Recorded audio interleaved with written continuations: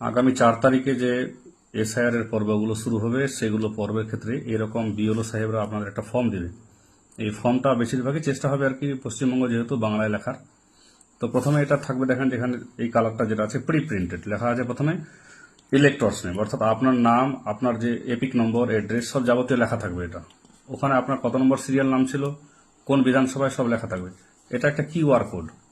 আর এখানে থাকবে আপনার একটা পুরনো ভোটার ছবি, যেটা আপনার ভোটার ছবিতে যেটা ছবি আছে অলরেডি সেটা। তাহলে আপনাকে প্রথম এখানে উপর লাইনে কিচ্ছু করতে হবে না। এই যে যেটা দেখাইছে এই কালারটা, এখানে আপনাকে নতুন একটা কালার ছবি দিতে হবে। এই কালার ছবিটা আপনাকে এখানে লাগাতে হবে। তারপরে আছে ডেট অফ বার্থ। আমারই যে ধরি একটা, তার ডেট অফ বার্থ এখানে লিখতে হবে। এই ডেট অফ বার্থ হলো এখানে আমার 1984, তাহলে এই যে ডেট অফ বার্থ লিখে দেওয়া হলো। তাহলে এই জায়গায় ডেট অফ বার্থ লিখতে হবে। তাহলে এখানে বোঝা গেল যে প্রথমে ডেট অফ বার্থ, তো 1984 মানে বুঝতে হবে যে আমার এখানে 2002 সালে ভোটার লিস্টে নাম আছে। পরে আধার নম্বর, এখানে আধার নম্বর অপশনাল, আমি আধার নম্বর নিজেরটা দিচ্ছি না। আধার নম্বর দিলাম এরকম, আধার নম্বর দেওয়া হলো। মোট হচ্ছে 12টা অক্ষরে হবে। এই মনে করেন এটা আমার আধার নাম্বার, তাহলে এখানে আধার নাম্বার দিতে হবে। আপনি দিতে পারেন, না দিতে পারেন। মোবাইল নাম্বার, মোবাইল নাম্বার দেওয়া হলো এখানে। মোবাইল নাম্বার দিয়ে এখানে মোবাইল নাম্বার দেওয়া হলো। মোবাইল নাম্বার মাস্ট কিন্তু।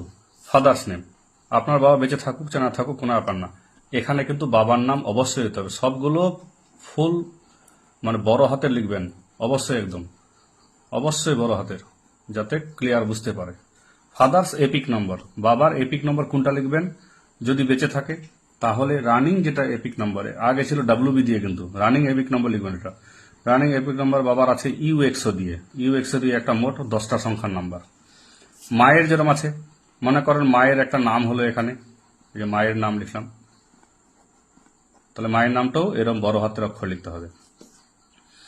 মায়ের এপিক নাম্বার যদি থাকে তবে দিবেন, না হলে নয়। কিন্তু বারবার বলছি 2002 সালের যেটা লিস্টে নাম আছে, মনে করেন আপনার যদি মা বাবা মারা যায় তাহলে সেটা লিখবেন, আর যদি বেঁচে থাকে তাহলে যেগুলো রানিং আর কি এপিক নাম্বার আছে ভোটার কার্ডের উপর নাম্বার, যেটা মোট 10 সংখ্যার নাম্বার, ওইটা লিখে দেবেন এই জায়গায়। স্পাউস নেম, স্পাউস কথার অর্থ স্বামী স্ত্রী। এর আমি যদি পুরুষ বিবাহিত, তাহলে এখানে কিন্তু আমার বউর নাম লিখতে হবে। এই ফর্মটা যদি একটা কোনো বিবাহিত মহিলা আর কি ফিল আপ করে, তাহলে এখানে কিন্তু এই জায়গায় ওর স্বামীর নাম লিখতে হবে। তাহলে এখানে সেম হলো মায়ের, মনে করেন মায়ের এখানে একটা দেওয়া হলো ভোটার কার্ড নাম্বার, না থাকলে এনএ লিখে দিবেন, দরকার নাই। স্পাউস নেম, স্পাউস নেম এখানে দেওয়া হলো। যদি বিবাহিত হয় তবেই স্বামী স্ত্রীর নাম লিখবে, স্ত্রী স্বামীর নাম লিখবে, এই হচ্ছে কেস। আর স্ত্রী হচ্ছে এপিক নাম্বার, স্ত্রী এপিক নাম্বার লিখতে পারেন আপনি, স্ত্রী যেটা আছে যেরকম আছে নম্বর দিতে পারেন। এই হচ্ছে উপরের পোর্শনটা আপনার রানিং যেগুলো আছে এটা। নেক্সট যখন আমার চলে আসবে, এই জায়গায় কিন্তু ভাইটাল জিনিস, যেহেতু আমার জন্ম তারিখ 1984, তার মানে 1987 আগে জন্ম হয়েছে আমার, তার জন্য আমার জন্য এই ঘরটা বরাদ্দ, কারণ 2002 সালের লিস্টে আমার নাম ছিল।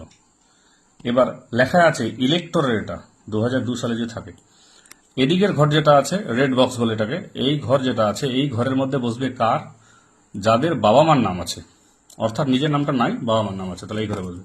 তাহলে এই ঘরে বসাচ্ছে আমার যেহেতু আছে, তাহলে প্রথমে নিজের নামই হবে।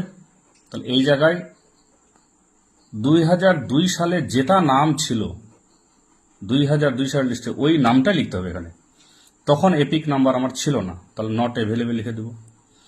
রিলেটিভ নেম অর্থাৎ বাবার নাম, তখন বাবার নাম এটাই ছিল, একদম বাবার নাম ছিল এটা।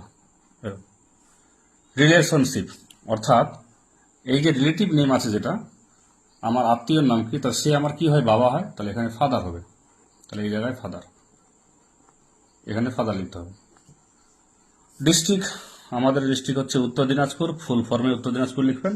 আর এখানে হচ্ছে ওয়েস্ট বেঙ্গল, এই হচ্ছে ওয়েস্ট বেঙ্গল ফুল ফর্মে, কিংবা আপনি এটা ছোট হাতের অক্ষর দিয়ে ডাব্লিউবি লিখে দিতে পারেন। নেক্সট চলে আসলে দেখেন নিচে, তাহলে এই পার্সেন্ট এটা কিন্তু এসি নাম্বার, তখন আমাদের এসি নাম্বার রায়গঞ্জে 31 ছিল, আর পার্ট নাম্বার ছিল আমাদের 108, সিরিয়াল নাম্বার ছিল একটা আমার, এখানে সিরিয়াল নাম্বার লিখতে হবে। তাহলে এই হচ্ছে প্রথম পার্সন যেটা আছে, যদি 2002 সালে তার নিজস্ব নাম থাকে তবেই এটা ফিল আপ হবে। এবার অনেকের আছে 2002 সালে নিজস্ব নাম নেই, তার বাবার নাম আছে, তাহলে এখানে বাবার নাম, বাবা মা কিন্তু স্বামীর নাম কোনো মতে না, বাবা অথবা মা। এছাড়াও দাদু আছে, ওটা আপাতত ট্রেনিং সাপেক্ষে বলা যাবে। তাহলে এখানে বাবার নাম, তাহলে এই পোর্শন যদি আমরা বাদ দিয়ে দিই, মনে করেন আমার ছিল না নাম, তাহলে এখানে বাবার নাম দিতে হবে। তাহলে এই জায়গায় বাবার নাম হলো। যদি মনে করেন নাই, হতে পারে নাই আর কি, নিজস্ব নাম আমার নেই, তাহলে বাবার নাম হলো।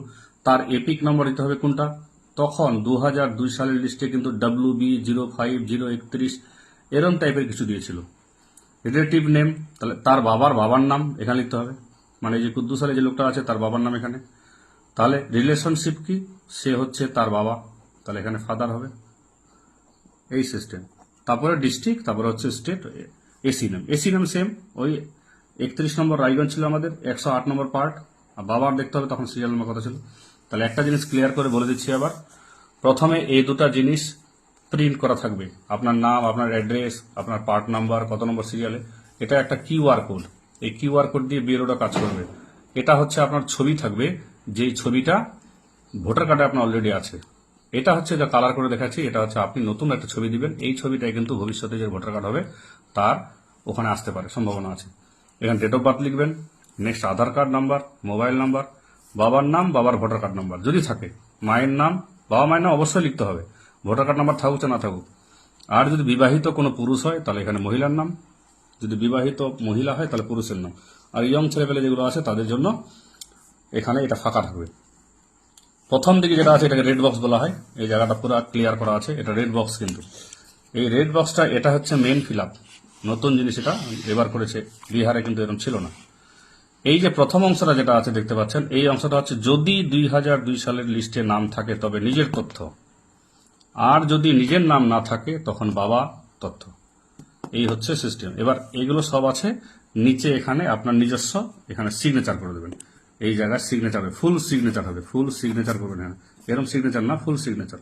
আর এই জায়গায় বিএলও নিজে সাইন করে দেবে, এই জায়গায় বিএলও সিগনেচার করে দেবে।